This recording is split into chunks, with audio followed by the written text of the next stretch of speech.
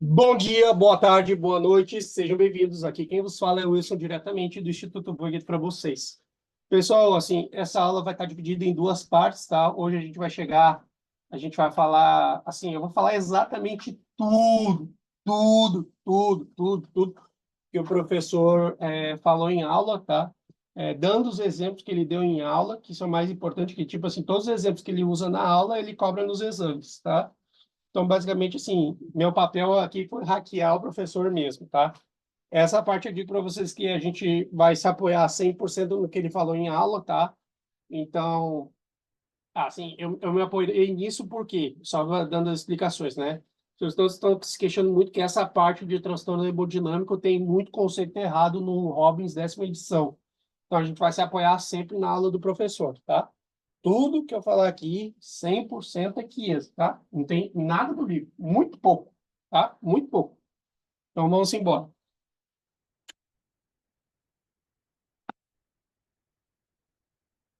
Bom, então, dentro dos transtornos hemodinâmicos, a gente tem edema, hiperemia, congestão, choque, hemostase. Assim, na verdade, a hemostase não é um transtorno hemodinâmico, senão que a gente vai entender agora que, por exemplo, assim, hemostase, o que é hemostase? São os processos que vão ser ativados uma vez que eu tenho uma lesão vascular, que eles vão servir para deter, para parar a hemorragia, certo? Então, tipo assim, no que eu tenho uma lesão endotelial, eu vou ter extravasamento de sangue e isso automaticamente já vai disparar os mecanismos hemostáticos. Quais são os mecanismos hemostáticos? Tá? Isso aqui não está, né? Isso aqui é fisiologia. A gente tem aqui. A gente primeiro tem uma contração neurogênica, né, que demora de 10 segundos, 10 a 20 segundos. E aí depois a gente tem uma contração miogênica, né? Então eu tenho uma contração neurogênica primeiro, depois uma contração miogênica, e assim, porque na verdade a tentativa aqui da hemostasia é o quê? Diminuir o fluxo sanguíneo para diminuir a quantidade de sangue que vai ser perdida, tá? E também porque uma das coisas que a gente vai ver que na hemostasia é o quê? Por que a gente diminui a luz do vaso? Para poder o quê? Para poder aumentar os choques das plaquetas com os elementos do subendotélio que vão ser expressados para que poder criar o tapão plaquetário. Lembrando que a hemostasia primária, o elemento principal que a gente tem na hemostasia primária vai ser a plaqueta e o elemento principal da hemostasia secundária vai ser a fibrina, certo? Então, assim, só para deixar claro, isso aqui é bem fisiologia, então, tipo assim, nem fiz slide disso, estou tirando da cachola mesmo. Então, a primeira coisa que a gente tem que ver aqui é que tudo isso aqui está relacionado com o que está no sangue, tá? Ou seja, são os eventos que vão acontecer dentro de um vaso sanguíneo, que vão ter causas internas e externas aos vasos sanguíneos, e também vai ter como causa o coração como bomba, tá? Então, qualquer um desses mecanismos pode estar envolvido nesses processos que a gente está vendo, tá? Ou seja, fatores internos, externos e o coração, certo? É bem simples. Bom, exatamente com as palavras do professor e do jeito que ele quer, só que organizado. De um lado, hiperêmia. A hiperêmia é o quê? É um fenômeno ativo. Por quê? Porque ele envolve, assim, aí você vai falar, hiperêmia ativa. Por quê? Porque eu tenho o quê? Eu vou passar o PDF depois para vocês, não preciso ficar tirando foto. É. Então, o que acontece? É um fenômeno ativo por quê? Porque as arteríolas, ou seja, as artérias dos capilares, que elas estão implicadas diretamente nisso, elas vão acabar modificando o seu diâmetro. Lembrando que hiperemia é envolvido o quê? Vasodilatação arteriolar. Então, eu estou aumentando o fluxo.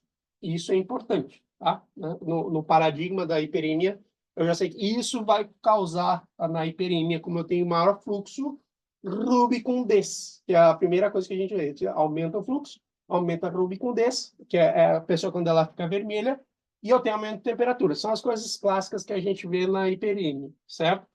Quando a gente vê a hiperemia ela pode ser fisiológica e ela pode ser patológica. Patológica é quando eu tenho algum mecanismo inflamatório envolvido. Aí eu tenho hiperemia. Hiperemia é por causa da inflamação. Tá? E a fisiológica no exercício físico. Quem está fazendo exercício físico ali, você fica vermelho e tudo mais. Por quê? Porque é a forma que o organismo tem de eliminar calor. Como elimina calor? Através do quê? Vasodilatação, dos vasos estão mais periféricos, e assim você fica mais rubicundo. Ou também processo que envolve o sistema nervoso autônomo, com o qual, por exemplo, você fica com vergonha, né? Alguém te coloca numa situação embaraçosa e você fica vermelho. Eu tô com raiva. Você fica com raiva.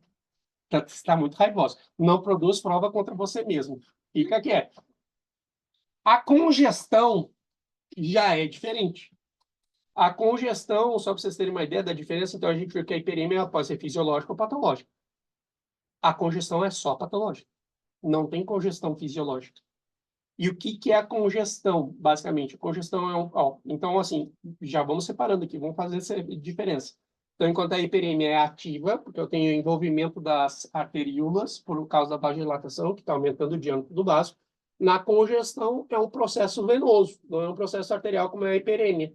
Só que ela é gerada por uma obstrução em algum ponto do sistema circulatório que vai acabar formando o quê? Um enlentecimento do fluxo.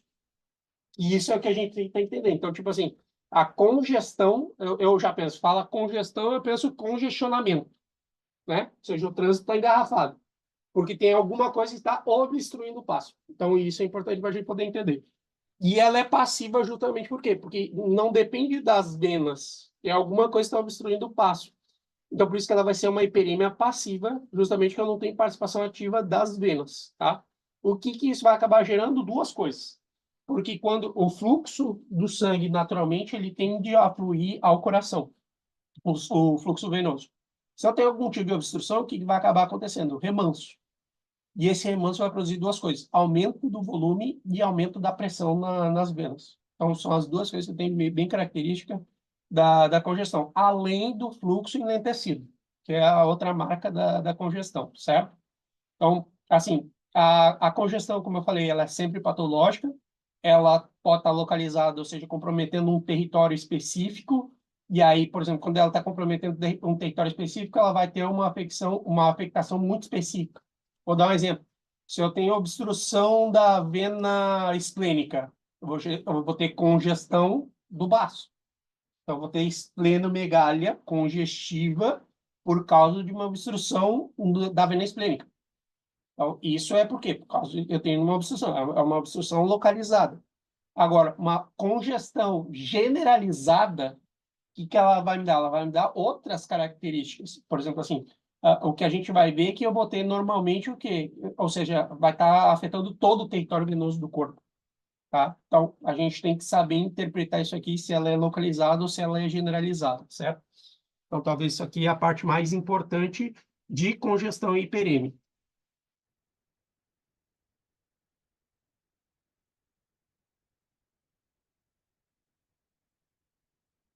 Será que foi certo? Pronto, foi. Pronto. Então, assim, vamos explicar como é que produz a hiperemia ativa, certo? Então, tem uma dilatação arteriolar que permite o aumento de fluxo. Aumento de fluxo a gente vai chamar hiperfluxo, né? Que vai fazer com que eu tenha abertura de capilares que estão inativos. Veja, não é neoformação de vasos. Tem muita gente que confunde isso. Neoformação de vaso é quando a gente está fazendo regeneração, inflamação crônica, que não tem nada a ver. A gente está abrindo vasos que estão existentes, a gente só está usando eles agora, certo? E aí eu tenho, isso vai acabar fazendo com que a pessoa tenha o enrojecimento da parte afetada, ou seja, vai ficar vermelha, e se acompanha também de um aumento de temperatura e aumento de volume. Bom, isso é explicando da maneira como vai se produzir a hiperemia ativa. O que determina as alterações morfológicas da hiperemia? Tumefacção, o enrojecimento, o aumento do calor, né, o aumento de temperatura, e os órgãos hiperêmicos ou congestionados, eles acabam sangrando por excesso. Isso é um detalhezinho importante para a gente poder ter em conta da hiperemia ativa, certo? Quando a gente está falando da hiperemia ativa, como eu falei, pode ser um processo fisiológico ou patológico. Isso aqui a gente já falou, só colocando assim, bem desenhado que o quê? Quando eu estou falando do processo fisiológico, é participar calor, quando eu estou fazendo exercício, quando eu fico com vergonha, pronto, aí isso é fisiológico. Patológico ocorre em estados inflamatórios, que a gente já tinha falado, e processos infecciosos também, e em hipotireoidismo. Hipotireoidismo também eu posso ter hiperemia ativa, certo? Então, são, basicamente, eu dei 3 estados de cada um. Se vocês pararem para ver, tem 3 exemplos fisiológicos. 3 exemplos fisiológicos. Você está com calor, você está fazendo exercício e você está com vergonha. E na patológica, eu falei, inflamatório, infeccioso e hipotireoidismo. Dei 3 exemplos de cada um. O baço, agora vamos falar de congestão. Veja que eu sempre tenho cuidado de fazer a marcação aqui na página, para quando vocês estiverem lendo, eu estou lendo congestão, certo? Para o cérebro já ficar guardado na tua SIX, na tua psique, que azul, veia, congestão. Hiperêmia está o quê? Vermelho, certo? Então, já fazer essas associações que você sabe que eu gosto de fazer. Então, um baço normal, a gente já sabe que ele tem de 10 a 12 centímetros de longitude, 6 a 7 centímetros de diâmetro, 3 a 3,5 de profundidade. A cor, naturalmente, ele é rosado. Assim, uma superfície lisa, brilhante, revestida de peritoneu. Ele tem uma consistência blanda e elástica. O que acontece? Quando eu tenho esplenomegalia, que é o aumento de tamanho do baço, tem que pensar nas causas que estão na cabeça do Chiesa. Tá? Tipo assim, ele na aula gravada ele falou uma coisa, na aula ao vivo ele falou outra. E eu peguei as duas, e vou explicar dos dois jeitos que ele falou. E tem outras causas também, tá? Mas vamos focar em explicar as causas, porque ele vai dizer, e esse aqui? Como é que é tal coisa? Pronto, a gente vai explicar exatamente como ele quer. Falei da oclusão da vena esplênica. Lembra que eu falei? Se ocluir a vena esplênica, isso é uma causa obstrutiva. Se é causa obstrutiva, vai gerar congestão. Então, o que eu já tenho aqui? Pode ser por uma compressão interna ou externa da vena. O que seria uma compressão interna? Um trombo. Um trombo, se ela diz assim, e o que pode acontecer? Me dá uma causa interna. Trombo. Um trombo que ficou ali preso e tal, pronto. Ele acabou privando, né? E aí tá gerando congestão. Pronto, perfeito. E outra coisa, se fosse uma causa externa, um tumor da onde? Um tumor de pâncreas. Porque lembrar que a vena esplênica, ela passa por cima do pâncreas, né? Ela passa muito próximo do pâncreas. Então, qualquer tumor de pâncreas pode, naturalmente, obstruir a vena esplênica e provocar congestão. Lembrando, a professora vai falar assim, ó, e macroscopicamente, como é que você vê a diferença do baço? Parece que eu estou vendo ele falar isso aqui. Macroscopicamente. Pronto. Se ele é congestivo, porque assim, o que o professor pode dizer? E esse aumento de tamanho do baço tem outra razão para ser? Sim, tem. Mas a gente vai definir pela cor e pelas características. Porque, por exemplo, assim, se ele tiver uma cor mais violácea, me remete a uma congestão. Se ele tiver mais rosado, me remete mais ao quê? A uma infecção. Aí pronto, aí eu já vou pensando, eu digo, aí você lacra na hora, quando ele falar isso aí, você diz, ó, sempre tendo em conta as informações prévias do paciente, para poder fazer qualquer coisa. Porque, por exemplo, se o paciente vem com histórico, né, de não tem nenhuma doença prévia, não tem febre, não tem nada, ou seja, corrobora muito mais que seja uma oclusão, um trombo, né? E aí que eu tenho que pensar, esse trombo veio da onde? Eu vou examinar a membro inferior. Membro inferior, tem varizes, tem vestígio, então aqui já pode ser uma trombose venosa profunda que, sabe, então, pode ter vindo de membro inferior. Essas são coisinhas fininhas que ele pode vir acabar perguntando. E eu já sei que a outra causa de esplenomegalia é a hiperplásia linfóide secundária a uma infecção. Porque o que acontece no processo infeccioso? Qual é um dos órgãos madre, né? Um dos órgãos principais aí é o baço. Então, se o baço ele for exposto a uma infecção, por exemplo, mononucleose infecciosa, que foi o exemplo que ele deu, que a mononucleose infecciosa é produzida pelo vírus Epstein-Barr, assim, toda coisinha assim que vão acabar te dando brilho na hora de falar. O que acontece? Então, eu já sei que ela vai acabar produzindo uma hiperplásia, por quê? Porque, na verdade, o que aconteceu? O aumento de número dos linfócitos T. Porque ele lembra que quando eu apresentei o antígeno, se é um vírus, ele passou por expansão clonal. Expansão clonal, a gente reflete ela onde? Hiperplásia, que é aumento de número de células. Tá? Aqui a gente já vai fazendo um combo com as coisas que foi visto já do primeiro parcial. Pronto. Então, eu já sei que quando eu tenho um processo congestivo, o órgão se põe mais violáceo macroscopicamente e, provavelmente, por uma retenção venosa, a gente já sabe que é um processo congestivo, certo? Então, tipo assim, estamos colocando em pauta aqui, ó, isso aqui é assim, assado, não pode ser isso. Se, por exemplo, se eu pensar em hiperplasia linfóide secundária, há uma inflamação, o que eu tenho que pensar? Bom, então, minimamente, tem que ter sinais inflamatórios. Eu falo da penta de Virchow, né? Falo tétrada de Celso, penta de Virchow, já taca na cara, digo, ó, e a penta, ó, a tetra de Celso.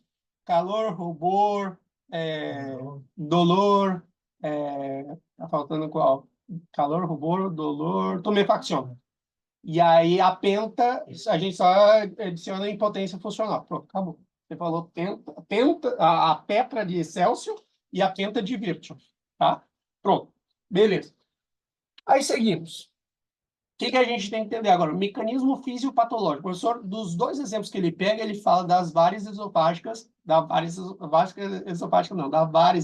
de mamífero, se bem que a várias esofágica também, o processo é muito parecido, tá?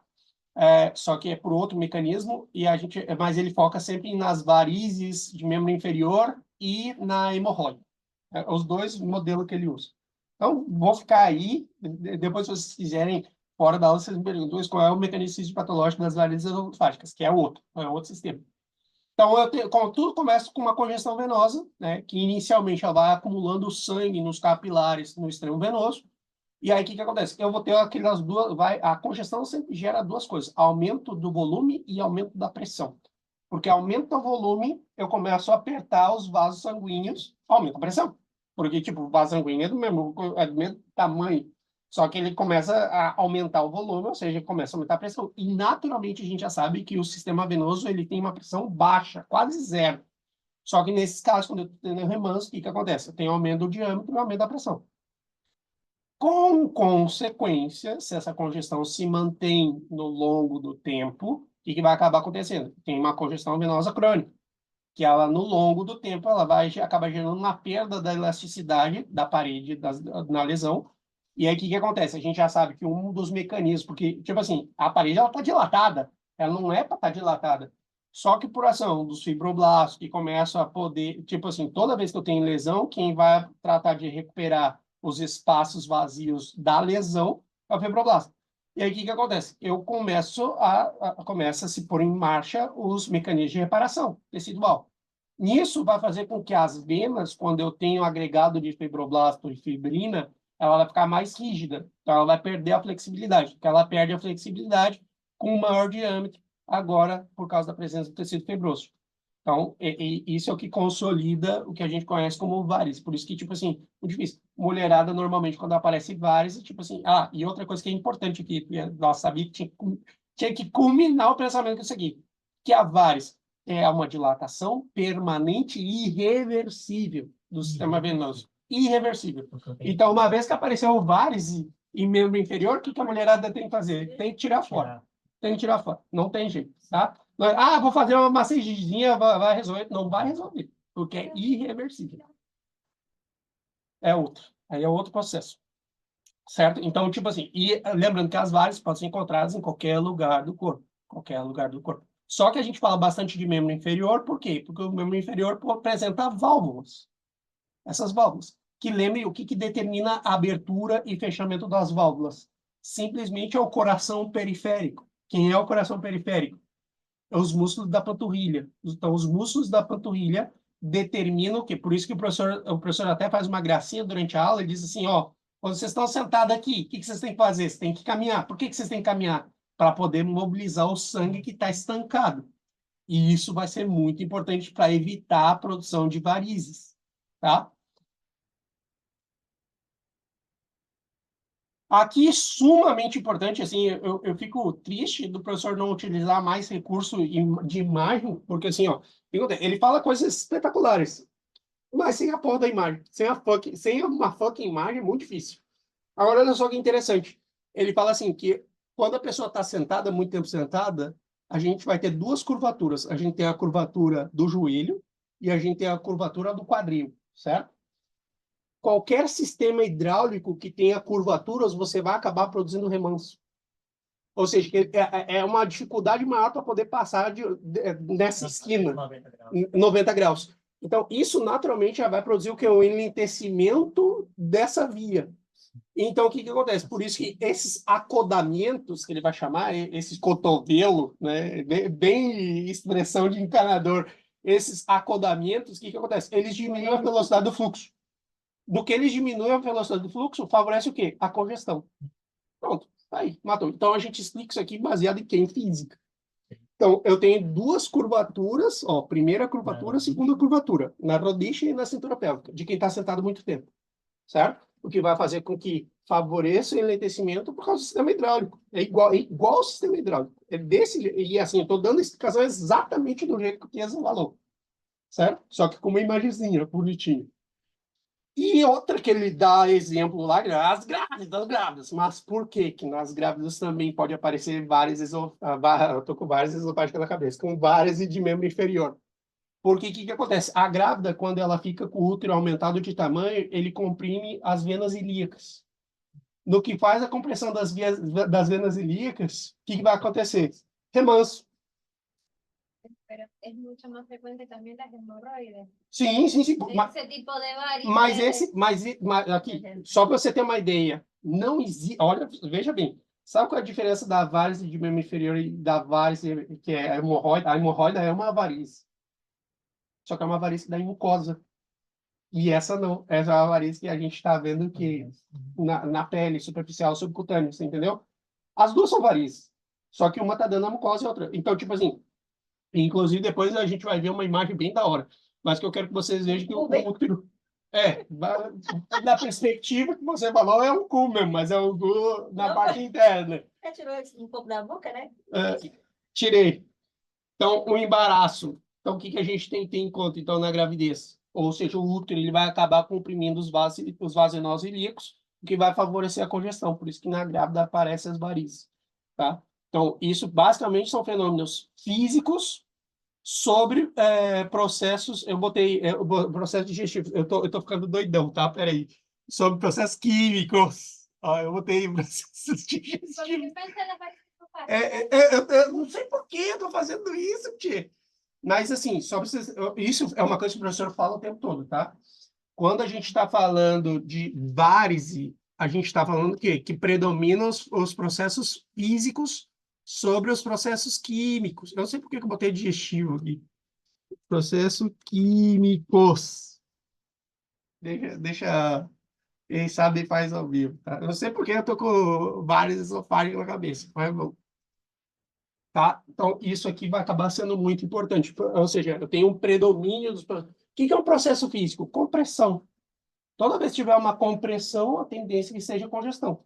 Certo? Pronto, é isso que tem que ficar claro. Então, não, os químicos mais tem a ver com hiperemia, né? Tem que liberar produtos, eu tenho que liberar mediadores, tá? Isso é químico. Então, se a gente for parar para olhar aqui, quais são as pessoas que vão ter mais varizes? Pessoa que fica muito tempo, ou seja, quem tem tendência de ter varizes? Pessoa que fica muito tempo sentada, pessoa que não se move, caminhoneiro, né? O cara que está na oficina. São essas pessoas que têm tendência. Ou a pessoa ficou muito tempo sentada ou muito tempo parada. Muito tempo em pé também, né? Parada, em pé. Quando eu falo parada, é em pé. E em espanhol, parada, essa é a merda, né? Parada em pé. As enfermeiras dão muito varizes. Tá? Sim, sim, as pobres. Tá? Pronto. E por gravidade. Lembrando que a tendência de ficar tudo estancado. Ó, o Rainbow aí. Então, o processo congestivo, a gente tem as várias hemorroidales, né? Aqui a gente tem quadro clínico, que a pessoa tem dificuldade para defecar, tem enterorrágia, tá? Sim, só rapidamente falando, o que é enterorrágia? Sangue rutilante. Sangue rutilante saindo pelo forebs é enterorrágia. Se o cocôzão sair preto, negrusco, a gente vai chamar de melena. Tá? Então, eu tenho enterorrágia e melena. Melena eu não tenho nesse quadro. Eu só estou colocando melena aqui porque é só para a gente fazer a comparação semiológica. Melena é hemorragia de tracto digestivo superior, porque ele já foi digerido pelo estômago. Mas, enfim, sei que vocês já estão manjando de semiologia, né? Então, as varizes que vão acabar sendo protruídas na mucosa retal, né, como a gente está vendo aí. Fator de risco, pessoa que, olha só, o professor fala muito importante isso aqui, quem é muito estressado. Quem é muito estressado tem tendência a ficar constipado. Ah, tu tá com o cu frouxo? Agora eu ando cagando. Tu anda cagando. Porque quando eu passo raiva, eu cago. Tá? Mas, sim, o professor falou que, geralmente, a pessoa que é estressada fica mais constipada e sedentarismo, né? Que é péssimo. O cara tem que se mover. Dica que eu vou dar para vocês. O professor, ele pode chegar a perguntar alguma coisa de anatomia? Sim. Mas, assim, ele fala uma coisa errada E assim, eu vou falar certo. Se ele me perguntar, eu vou falar exatamente assim. Vocês falam do jeito que ele falou no vídeo, tá? Porque ele diz o seguinte, ele quer saber de onde é que vem o plexo hemorroidal. O plexo hemorroidal é formado por 3 afluentes venosos. Vena retal superior, vena retal média e vena retal inferior. Isso é o plexo hemorroidal. A vena retal superior vem da mesentérica inferior. Vena retal média vem da onde? Vem da vena ilíaca interna. E a vena retal inferior vem da pudenda interna. Ele vai fazer uma lambança e ele vai dizer que a retal inferior vem da ilíaca externa e que as duas de cima vêm da ilíaca interna. Vocês falem do jeito que vocês quiserem. Eu vou falar do jeito que está no livro. Se ele perguntar, professor, vamos abrir aqui o Google agora, só para o senhor ver aqui, porque o Chiesa, ele tem, ele já foi professor da UNR de anatomia, só que isso faz muito tempo. E de vez em quando a pessoa dá um deslizinho básico. Eu era anatomia. Só que, tipo assim, anatomia a gente estudou pra cacete. Tipo assim, não há dúvida. Retal superior, mesentérica inferior. Retal média, líquido interna. E da líquido interna vai ser a rama que vai dar pudenda interna. Vocês quiserem, ó, vocês sabem do jeito que vocês quiserem, tá? Eu já tô falando aqui, porque depois chega lá na Não sei prova. anatomia, não. Já passou. Processos congestivos de origem central, coração. Então, aqui a gente já sabe, insuficiência cardíaca direita, insuficiência cardíaca esquerda, insuficiência cardíaca congestivas são os quadros centrais, que vão acabar tendo como manifestação clínica ingurgitação da vena jugular. Porque o que acontece? A regurgitação da vena jugular é quando eu tenho estases da vena cava superior. Tá? Só para a gente colocar em contexto aqui. Estase da vena cava superior, ingurgitação da vena jugular. Quando eu tenho uma estase da vena cava inferior, eu tenho hepatomegalia e ascites. Normalmente é isso. Acaba tendo gotejamento hepático, ascites. Tá? E o professor mostra uma imagem que, assim, essa imagem eu preferi não colocar no slide só para não ter problema, porque, assim, vai dizer, tá pegando minhas imagens, você quer não pediu a permissão para botar. Então, eu não botei. Se você quiser depois procurar na aula do professor, vai estar lá um fígado em noz moscada, tá? Que, na verdade, assim, ó, ele fala o seguinte, você observa no microscópio quando tem congestão crônica no fígado. E aí ele pergunta para o pessoal na aula, qual é a primeira coisa que aparece? Aí, tipo assim, na imagem está escrito assim, necrose, não sei o quê. Aí o povo da aula, necrose, necrose. Não, chicos, esse está escrito lá. Qual é a primeira alteração que acontece? Tem que ser uma alteração que não, tem que ser uma alteração reversível. Primeira coisa que aparece é esteatose. Esteatose hepática. Aí depois é a necrose. Tá? Então, tipo assim, só você para hígado em noz moscada, esteatose, isso, acúmulo de vacuolas de triacilglicerol, tá? Então, pronto. E a esplenomegalia congestiva, que é assim, se tá tudo fodido, tem remanso, vai pro pau baço também, tá? Isso vai acabar fazendo o quê? Isso diminui o fluxo venoso no nível central, porque, tipo assim, eu estou tendo uma falha do coração, porque deveria entrar sangue na aurícula direita e não está entrando, tá? Justamente. Isso aqui, qual é o mecanismo que falha aqui? O mecanismo de Frankenstein. Porque vocês lembram que o mecanismo de Frankenstein dizia que o coração, ele deve ejetar todo o sangue que chegar nele. Se está chegando, ele não está injetando e está voltando, fracassou o mecanismo de Frankenstein. Aí a gente está em presença de insuficiência cardíaca. Pronto, acabou. Simples assim, certo? Nem coloquei Frankenstein, mas eu sei que vocês sabem. Processo congestivo, tumor pancreático. Estamos em congestão ainda, viu? Mas nem sempre congestão. Então, a importância, eu já sei que os vasos esplênicos estão passando próximo, em cima do pâncreas, como a gente tinha colocado antes. O tumor de pâncreas tem a possibilidade de produzir compressão. Essa compressão é física e química. Física. Compressão é física. Então, ela vai acabar gerando uma congestão venosa localizada por uma compressão tumoral, tá? Se vocês quiserem bestalhar na hora, eu digo para vocês. Tem um tumor de cabeça de pâncreas que se chama Corvair Terrier. Então, falei. Se vocês quiserem aprender o nome de cabeça de pâncreas, enfim. Conduto de Wilson, aí. Não é conduto de Wilson. É conduto... Não, ó, não é o conduto de Wilson. Wilson. É o Wilson da roça. Esse da Victor Verdinho. Muito bem. Hiperêmia. Hiperêmia passiva. Lembra que a gente falou de congestão? A congestão também pode ser chamada de hiperêmia passiva. Quando a gente fala hiperêmia ativa, Você já sabe que é a da arterial. Se eu falar hiperímia passiva, é a venosa. É a congestão. É sinônimo, tá? É congestão. É a melhor congestão. Então, a gente já sabe a apresentação. A gente já sabe que tem o quê? Ocorre uma insuficiência cardíaca congestiva. Eu tenho uma descompensação do ventrículo esquerdo com o ventrículo direito, que pode acabar afetando o circuito pulmonar quando fracassa o ventrículo esquerdo. Então, o fenômeno localizado é quando o retorno venoso de alguma extremidade está obstruído ou quando está afetado só uma parte da circulação portal, que vai acabar gerando hipertensão portal, que pode ser secundária a uma cirrose, ou um tumor, ou uma cicatriz retrátil. Veja bem, sempre eu tenho que ter o quê? Alguma coisa que obstrui. A obstrução pode estar onde? Pode estar na veia, pode estar no fígado. Se está no fígado, eu já sei que é o quê? É um processo que vai acabar levando uma hipertensão portal. Essa hipertensão portal vai acabar gerando a estasis, que vai acabar prejudicando o baço por causa do tronco espleno-mesentérico. Porque lembre que a vena esplênica, ela chega, se une com a mesentérica inferior, forma o tronco espleno-mesentérico. O tronco espleno-mesentérico se une com a mesentérica superior e forma a porta.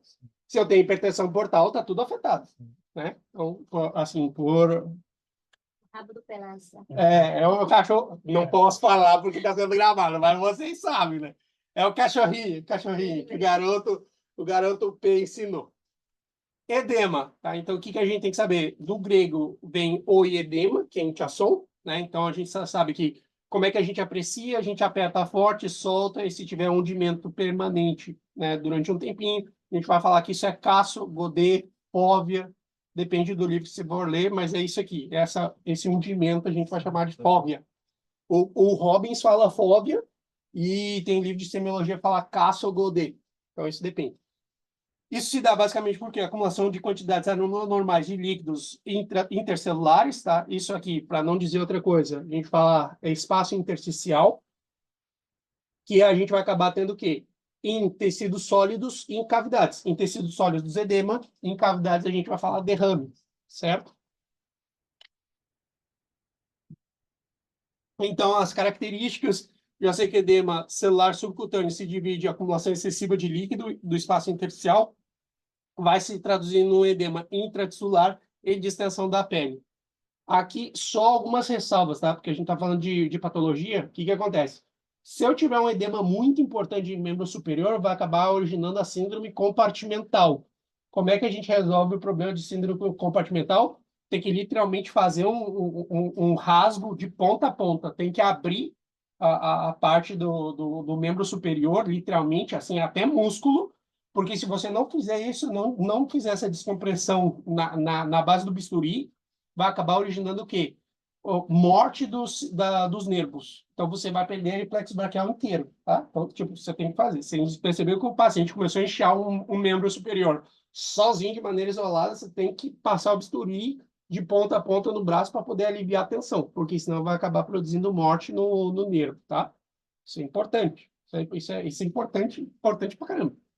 Então, você vê que a gente vai ter aqui, então, em outras palavras, tem aumento líquido intracelular, maior parte vai estar no interstício e sem modificação da membrana. Lembrando que o edema palpebral, ele é localizado, é o que vai ser visualizado mais rápido, por quê? Porque a pele é mais fininha, ele vai falar mais delgada, e o tecido celular subcutâneo é mais laxo na dermis, tá? Por isso que a gente vê mais rápido edema palpebral. Segundo compartimento, então a gente tem o quê? A gente tem o derrame pleural, que é o hidrotórax, acúmulo de líquido na cavidade pleural, né? Pode ser bilateral quando é generalizada, causa generalizada e unilateral quando é localizado. A gente tem hidropericárdico, que é o derrame pericárdico, a acumulação do líquido na cavidade pericárdica. A gente tem derrame a nível da capa, ou seja, do espaço vaginal testicular, que eu tenho acúmulo entre a vaginal e o testículo, hidrocele. Hidroperitoneu, que a gente vai ter normalmente acúmulo de líquido na cavidade peritoneal ou abdominal, que a gente vai acabar falando da ascites. E a hidrocefália, que eu tenho retenção de líquido no sistema ventricular por congestão por algum dos orifícios que circulam no sistema nervoso. E aqui, se você tirar agorreiro de Monroe, agorreiro, aqueduto de Silva, qualquer um desse aqui já vai tirar um sorrisão do professor, porque ele dá esses exemplos. Ele vai fazer qualquer um dos agorreiros que obstruiu, tá? O que a gente tem que lembrar? A perguntinha do malandro que ele falou na aula lá, quando ele estava explicando isso, dizer, olha só, isso é quando a gente se refere para quando tem líquido e quando tem sangue. Aí vai virar um hemotórax, hemoperitoneu, hemo peritoneu. E se tiver pus, piotórax, pio pericárdio, aí só o único que não tem não é pio peritoneu, é peritonites. Se você tem pus no peritoneu, é peritonites. Só a pegadinha do malandro aí que ele acabou falando de, ó, não me fala que é pio peritoneu porque é peritonites. Tendo em conta, né, a origem, então pode ser de origem inflamatória ou hemodinâmico, a extensão ele pode estar localizado sistêmico, tá? Sempre que a gente falar nasarca, é edema em todas as partes, ou seja, tecido sólido, em cavidades, tem edema por toda parte, tá? Quem gosta de fazer esse tipo de edema é o lúpus eritematoso sistêmico, né? Só para dar uma dicasinha. Causas de edema, as mais importantes, diminuição da pressão hidrostática, que é aquela que tira a água do leito vascular, e diminuição da pressão oncótica, que é aquela que devolve, ou seja, o líquido para o leito vascular, certo? Então, isso aqui também tem que estar claro. Outra coisa é a obstrução linfática, linfedema, inflamatório por extirpações. O que eu vou jogar lá na hora, eu particularmente, vou lá que tem alguns parásitos que podem atravessar e ficar atorados, vai ser atascados no sistema linfático, que são as filares, né? Eu vou falar disso, já estou avisando. Você fala de exemplo de obstrução linfática. Obstrução linfática, ó, tem alguns parásitos que se metem aí. Ah, que parásito? O que você está falando? É igual a gente estava falando, causa de edema. A diminuição da pressão hidrostática é quando tem a diminuição de proteínas, não é isso? Não. A diminuição... Na verdade, o que acontece? Quando eu tenho diminuição das proteínas, o que vai acabar gerando? Aí vai aumentar, vai sair líquido. Certo. Aí você colocou diminuição da pressão hidrostática, então não vou ter edema, não. Não, na verdade, na verdade, a gente acaba tendo edema, por quê? Porque eu não retenho, em vez de, assim, quem determina a pressão oncótica são as proteínas que circulam no plasma. Sim, a Se eu pressão diminuir... oncótica é a pressão normal. Não, a pressão oncótica são as proteínas que estão circulantes no sangue. Certo. Se eu tiver menos proteínas, se eu tiver hipoproteinemia, por exemplo, diminuição das proteínas no sangue, eu não consigo manter a água no leito vascular. Então, ela acaba saindo. Sim.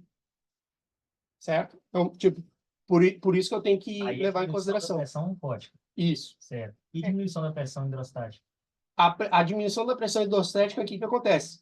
Não, aí tem que ser o aumento da pressão. Aí é igual a pergunta que ele falou, que é a Tem que ser aumento. insuficiência cardíaca. Não, tem que ser aumento. É que eu tô... Essa é que eu mexi agora, mas com certeza tem que ser aumento da pressão hidrostática. E a pressão linfática, porque não vai reter o líquido ali, né? Na verdade, da pressão hidrostática não, da obstrução linfática, por quê? Porque quem faz a reabsorção de parte dos líquidos do sistema circulatório é o sistema linfático. Então, tipo, se eu não tenho ele, se não está cumprindo com a função, vou ter mais retenção de líquido. Tá? Inclusive uma patologia aí, causa elefantismo, né? É justamente por isso que eu vou me meter nisso, porque as filares elas vão casar as filares, que é a Ontureria bancroft, loa e oncocercavóvulos. Exatamente por isso que eu vou falar aí. Porque ele vai acabar originando um edema muito específico de membro inferior, que é justamente por isso. E deixa eu botar aqui, aumento. Por isso, na insuficiência é aumento. Não, sempre... Responsável, gente, né? Bom, então aqui a gente tem a diferença de transudado e exudado. Então, característica de cada um. Transudado, ele tem uma composição que é similar ao plasma. O exudado é rico em células inflamatórias, como leucócitos. O transudado é baixo em concentração de proteína. O exudado é alto em concentração de proteínas, como as albúminas, globulinas e fibrinas. O transudado tem baixa viscosidade, né? Então, ele tem uma consistência mais aquosa e menos viscosidade. O exudado tem mais viscosidade, ele é mais denso, mais viscoso devido às células inflamatórias e à própria fibrina. Transudado normalmente é transparente ou cor clara, né? Não contém uma quantidade significativa de células, enquanto que o exudado ele é turvo e opaco por causa das células inflamatórias, dos dendritos celulares, dos componentes que estão associados à resposta inflamatória.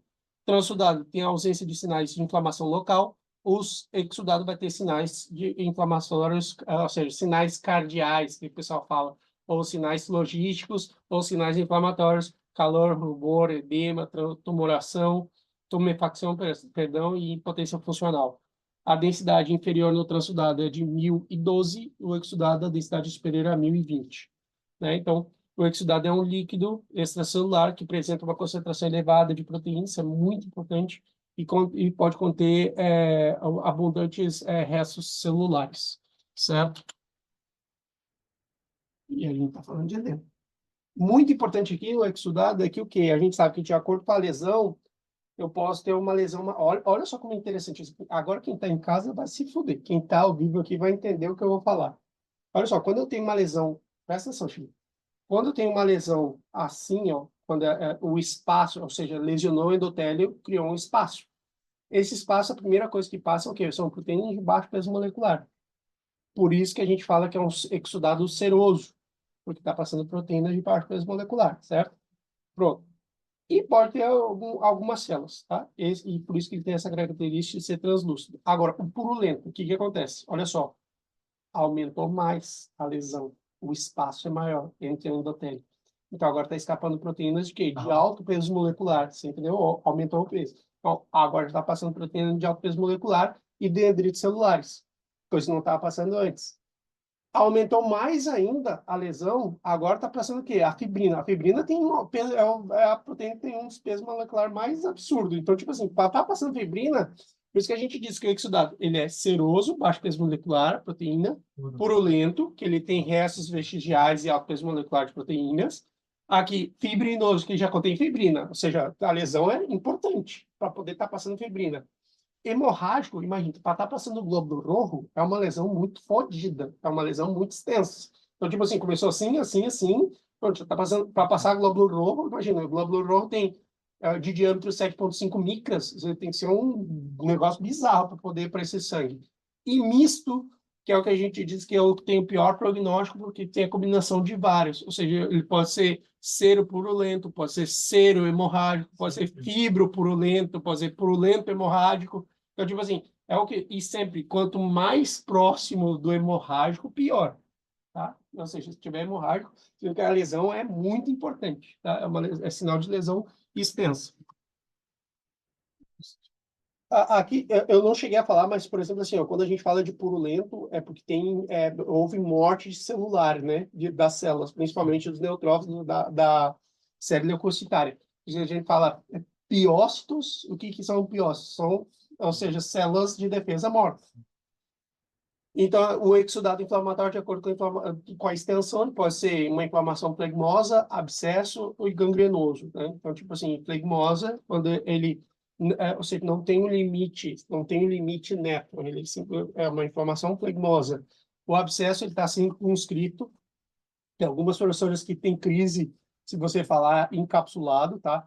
Mas, na verdade, é uma pseudocápsula. A Carol não gosta que falem que o abscesso é encapsulado. Ele tem uma pseudocápsula. E a inflamação gangrenosa é aquela que se estendeu tanto e está acabando destruindo estruturas importantes, tá? Que tem causa ruptura, destrutivo, letal, né? E vai acabar gerando algum tipo de perfuração. Bom, então, voltamos para a histopatogênia, né? Então, o que pode acabar gerando o edema? Hipertensão hidrostática, eu tenho níveis de proteína plasmática, principalmente albúmina, né? Se eu tiver hipoalbuminemia, vai acabar mexendo na pressão colóide osmótica do plasma. Contenido de sódio no líquido extracelular, se eu tiver algum tipo de retenção de sódio, eu estou aumentando o volume, se aumentar o volume, né? Ou seja, tudo isso vai acabar gerando uma série de questões que vão acabar envolvendo o equilíbrio homeostático. Drenagem linfática, ou seja, depende da integridade dos vasos linfáticos. Se eu tiver, por exemplo, no meu caso, que eu vou falar. O professor perguntar assim, qual é a obstrução linfática? Do quê? O que poderia causar? Uma filária. Uma filária se meteu ali, está interrompendo o fluxo. É um parasita. A filária é um parásito. A filária está dentro dos nemátodos. Ela é um euminto, a euminto tem plateuminto e nemateuminto. O plateuminto tem uma forma achatada e o nemateuminto tem uma forma arredondada. Por isso que ele vai acabar se metendo ali nos vasos linfáticos e obstrui e fudeu tudo. O edemas não inflamatórios, essa diminuição da pressão coloide osmótica do plasma, né, vai acabar gerando, porque justamente, veja bem, é um edema não inflamatório. Eu não tenho proteína no plasma circulante, por vários motivos. Eu posso ter um problema hepático que está fazendo com que eu não sintetize proteínas. Eu posso ter um problema renal que eu estou perdendo proteínas, ou seja, um síndrome nefrótico, por exemplo, que eu estou perdendo proteína de rodo. Então, isso vai acabar gerando o quê? Uma diminuição do gradiente colóide osmótico. Sim. É o que linfedema e a elefantise. Porque el linfedema, por ejemplo, da un GODER positivo, pero no está bien. Entonces, una de las cosas que preguntan a veces en el semio es que indica un GODER positivo, pero que no está bien. Tá? Então, isso é importante. E aqui, só para a gente ver, assim, fazendo uma recapitulada de tudo que a gente falou na aula, ó, justamente o que eu falei. Síndrome nefrótica, problemas hepáticos e malnutrição, que também pode ser de origem exógena, né? Tipo, você não está comendo. Aqui a gente vai ter duas doenças por desnutrição, kwashiorkor e marasmo, né? Ou seja, se eu tenho isso vai acabar resultando essas três causas aqui: diminuição das proteínas plasmáticas, diminuição da pressão oncótica, aqui eu dei pressão osmótica, né? Pressão coloide osmótica do plasma, que vai acabar gerando edema, porque eu não tenho proteína suficiente para manter o gradiente de água, ou seja, a água acaba escapando do leito vascular para o tecido intersticial. E, por outro lado, eu posso ter uma insuficiência cardíaca, que pode gerar uma diminuição do fluxo renal, que estimula o sistema renina, angiotensina, aldosterona, retém sódio e água, aumenta o volume e vai acabar gerando edema também. Ou a insuficiência cardíaca, ela pode aumentar a pressão hidrostática capilar, que vai acabar gerando edema. Ou seja, depende, assim, para você poder explicar qual o mecanismo fisiopatológico para a formação do edema. Assim, eu acho que é mais fácil explicar através dos problemas hepáticos e malnutrição. Digo, ó, eu tenho um problema que faz com que eu tenha uma diminuição das proteínas plasmáticas, que vai gerar uma perda da pressão coloide osmótica. Isso vai fazer com que eu acabe cedendo a água do leito vascular para os tecidos e forma edema. Não tem problema. Aí ele pergunta do fígado. Ele diz, ó, o fígado ele pode passar por uma lesão reversível ou irreversível. Se ele passar por uma lesão reversível, o que que é? Esteatose. Se ele passar por uma lesão irreversível, é o quê? Cirrose. Pronto. Cirrose é o quê? Nem vimos, nem chegamos aí, mas o que que é cirrose? É um câmbio permanente da arquitetura do fígado que causa o comprometimento do parênquima hepático. Pronto, acabou. Assim, desse jeitinho aqui. Falou e quebrou ele no meio. Bom, e aí isso a partir de agora a gente vê na próxima aula, que é o choque. Eu vou deixar separado isso aqui. Vou botar transtorno hemodinâmico parte 2, e aí sim a gente fala de choque.